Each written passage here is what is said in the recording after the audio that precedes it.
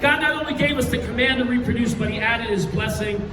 And this is all, of course, in the context of the marriage covenant. But how many of you know Satan comes along to destroy? I mean, this is the biblical principle that he comes along to rob us of every wonderful blessing. In other words, God's will might get done and babies might happen. But along the way, I'm going to rob and destroy and pervert every single good thing that God laid out on the earth in the beginning of time, right?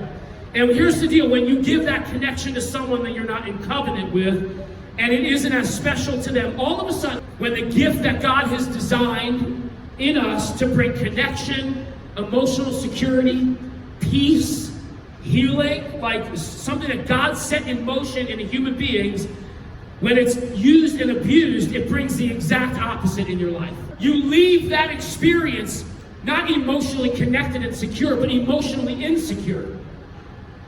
You leave that with not the peace that God meant for it to bring and the bond that he meant for it to bring between a husband and a wife, but you leave with a lack of peace and an insecurity and wondering what is supposed to happen and why am I feeling this way and why is it all messed up, and or eventually why am I not even able. I know people that have said, when I finally came into covenant, came to Christ and God changed my life, there was work that God had to do to bring healing because I had barriers with the person that I was now in covenant with.